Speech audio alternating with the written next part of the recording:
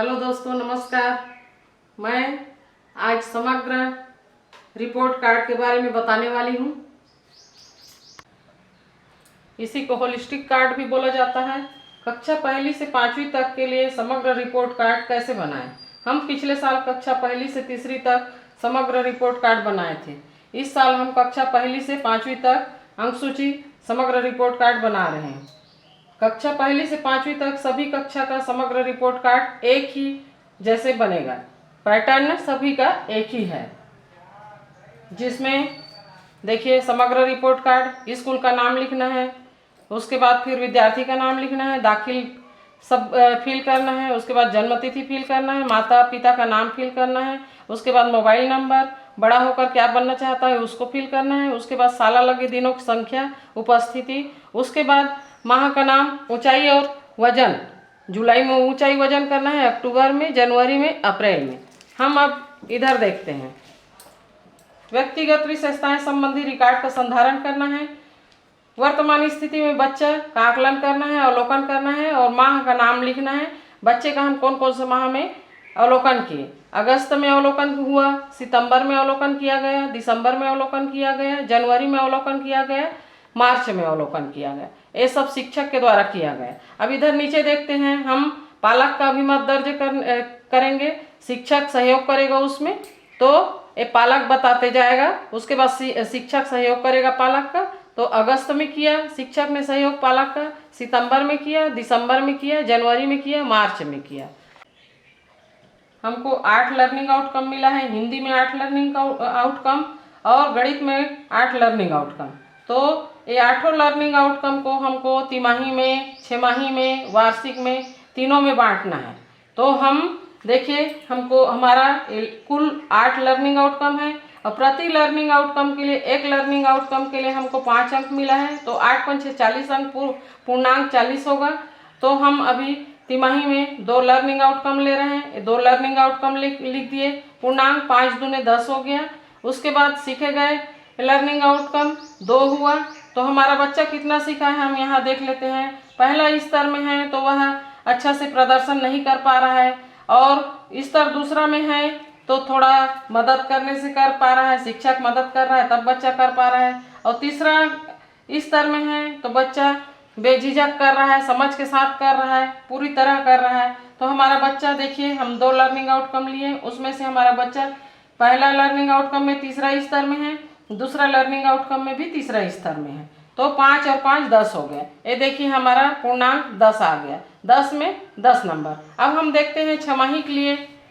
छमाही में कितना लर्निंग आउटकम लिए हम? ये 3 लर्निंग आउटकम लिए छमाही में। छमाही में 3 लर्निंग आउटकम लिए तो हम तीनों लर्निंग आउटकम को ऐसे शीर्ष से एक कर भी सकते हैं। उसके बाद हमारा बच्चा पहला लर्निंग आउटकम में तीसरा स्तर में है, दूसरा लर्निंग आउटकम में दूसरा स्तर में है, तीसरा लर्निंग आउटकम में तीसरा स्तर में है। तो हम तीनों का योग कर लेते हैं। 5 और 2 7 हो गया, 7 और 5 12। तो हमारा ये बच्चा 15 में 12 प्राप्त किया अंक। अब हम देख लेते हैं लास्ट में वार्षिक का। वार्षिक में हमारे पास 2 इसमें हो गया, 3 इसमें हो गया लर्निंग आउटकम, बच गया 2 और 3 5 हो गया, बच गया 8 में 3 बच गया। तो 3 लर्निंग आउटकम को हम वार्षिक में ले रहे हैं। देखिए हमको गणित में भी 8 लर्निंग आउटकम मिला है। तो 8 लर्निंग आउटकम में हम फिर डिवाइड कर देते हैं तीनों के लिए, तिमाही के लिए, छमाही के लिए, वार्षिक के लिए। तो हम तिमाही में 2 लर्निंग आउटकम ले रहे हैं, छमाही में 3 लर्निंग आउटकम ले रहे हैं, वार्षिक में भी 3 लर्निंग आउटकम ले रहे हैं। तो 2 और 3 5 हो गया, 5 और 3 8 हो गया।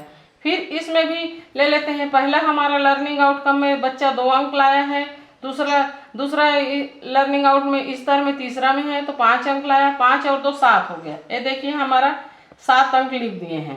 2 लर्निंग आउटकम लिए, 2 पंचे 10 हो गया, पूर्णांक 10 हो गया। 10 में बच्चा सीखे गए लर्निंग आउटकम भी 2 है और 10 में प्राप्तांक ला रहा है 7 नंबर। अब हम छमाही का देखते हैं। छमाही में हम 3 लर्निंग आउटकम लिए हैं तो पूर्णांक 5 दिया 15 हो गया। अब सीखे गए लर्निंग आउटकम भी 3 हैं तो हमारा बच्चा कहाँ कितना नंबर लाया उसको देख लेते हैं। देखिए हम तीसरा छमाही का देख लेते हैं। एक बच्चा हमारा पहला में दूसरा स्तर में है 2 नंबर, दूसरा में तीसरा स्तर में है 5 नंबर, फिर तीसरा स्तर में है 5 नंबर, 5 और 5 10 और 2 12। ये देखिए हमारा 15 में 12 अंक ला रहा है बच्चा। अब हम वार्षिक का देख लेते हैं। वार्षिक में हमारा 3 लर्निंग आउटकम बचा है, तो 3 लर्निंग आउटकम में हमारा बच्चा ये तीसरा स्तर में है। वार्षिक के लिए हमको 3 लर्निंग आउटकम बचा हुआ है, तो वार्षिक के लिए हम 3 लर्निंग आउटकम ले लेते हैं। तो हमारा बच्चा ये तीसरा स्तर में है, यहाँ दूसरा स्तर में है और लास्ट में दूसरा स्तर में है। तो यहाँ का 5 नंबर, यहाँ का 2 नंबर, यहाँ का 2 नंबर, 5 और 2 7 और 2 9। ये हम देखिए हमारा वार्षिक में 9 नंबर प्राप्तांक किया। अब देखिए हम लोग सबको काउंट कर लेते हैं दोस्तों। ये 7 और 12 19 हो गया, 19 और 9 28 हो गया। देखिए अब लास्ट में योग को देखिए, हमारे सिखाए गए लर्निंग आउटकम 8 है, पूर्णांक 8 पंचे 40 हुआ। सिखाए गए लर्निंग आउटकम 8 ही है। अब हमारा बच्चा 40 में 28 नंबर ला रहा है। अब देखते हैं इधर दोस्तों, ये मासिक में जुलाई, अगस्त, अक्टूबर, नवंबर, जनवरी, फरवरी, इसमें हम 25 अंक में हर महीना जो टेस्ट लेते हैं उसका नंबर है। लिखित और प्रोजेक्ट वाला, लिखित और प्रोजेक्ट का योग करके हमारा बच्चा जुलाई में 11 नंबर लाया है, अगस्त में 13 नंबर लाया है, अक्टूबर में 15 नंबर लाया है। इसको हम मासिक आकलन से हम निकाल के यहाँ लिख सकते हैं। ये सब माह मन दिया गया है, यहाँ से हम निकाल के उठा के यहाँ लिख सकते हैं। उसके बाद हम तिमाही का देख लेते हैं। तिमाही में हमारा बच्चा पूर्णांक 50 है, तो पूर्णांक 50 में हिंदी में 29 नंबर लाया है, गणित में 37 नंबर लाया है, अंग्रेजी में 38 नंबर लाया है। ये सब योग कर दिए। ऐसे ही छमाही में भी लाया है, वार्षिक में भी लाया है। तो अब इसको पूर्णांक से प्राप्तांक को जोड़ देते हैं, योग कर देते हैं। यहाँ भी ऐसे योग कर दिए, यहाँ भी योग कर दिए। उसके बाद हम देखते हैं अब इधर टीक लगाने वाला हम देखिए हमारा बच्चा 80% अगर आया है, हमारा देखिए पूर्णांक 450 नंबर है। 450 में अगर बच्चा 120 लाया है, 450 में अगर बच्चा 361 नंबर लाया है तो ए ग्रेड होगा, 361 से 450 तक। और अगर बच्चा 261 से 360 तक लाया है तो बी ग्रेड। अगर बच्चा 181 से 270 लाया है तो सी ग्रेड। अगर बच्चा 180 से कम लाया है, 180 से 149 तक लाया है तो डी ग्रेड। और बच्चा अगर 148 से कम लाया है तो ई ग्रेड। अब देख लेते हैं, यहाँ हमारा बच्चा 29 नंबर लाया है। 29 नंबर में 29 का हम डबल करेंगे, 29 का डबल करेंगे क्योंकि यहाँ 50% है। हमारा अंक जो दिए हैं हम तिमाही, छमाही, वार्षिक में 50 नंबर में दिए हैं, जबकि यहाँ पे हमको 100% में निकालना है तो हमको इसको डबल करना पड़ेगा। तो 29 दूने 58 होता है। तो 58 कौन सा ग्रेड में है? ये देखिए हमारा सी ग्रेड में है। चूंकि तिमाही के लिए हमको ब्राउन कलर दिया गया है तो हम ब्राउन कलर में ही टिक लगाएंगे। तो हमारा बच्चा का 58 नंबर है तो इसमें हम टिक लगा दे रहे हैं। अब वैसे ही देखते हैं गणित में तिमाही में 37 नंबर लाया है बच्चा। 37 दूने 74 होता है तो 74 इसमें आएगा बी ग्रेड में, तो यहाँ टिक लगा दिए। अब बच्चा अंग्रेजी में लाया है 38 नंबर, 38 दूने 76 होता है तो हम यहाँ टिक लगा दिए बी ग्रेड में। वैसे ही हम छमाही का देख लेते हैं। छमाही का 38 दूने 76 होता है तो 76 भी बी ग्रेड में आएगा। अब 30 दूने 60 होता है तो 60 भी बी ग्रेड में आएगा। अब 41 दूने 82 होता है तो 82 ए ग्रेड में आएगा। ये देखिए ए ग्रेड में। उसके बाद हम देख लेते हैं वार्षिक के लिए। वार्षिक के लिए हमको फिरोजी कलर मिला है तो फिरोजी कलर में हमको टिक लगाना है। तो ये 39 नंबर आया है हिंदी में, तो 39 को 2 से गुणा कर दो, 39 दूने 78 हो रहा है। 78 हमारा इसमें है बी ग्रेड में, तो हम बी ग्रेड में टिक लगाएंगे। उसके बाद हम देख लेते हैं गणित में बच्चा 43 नंबर लाया है तो 43 दूने 86 होता है तो 86 हमारा ए ग्रेड में है।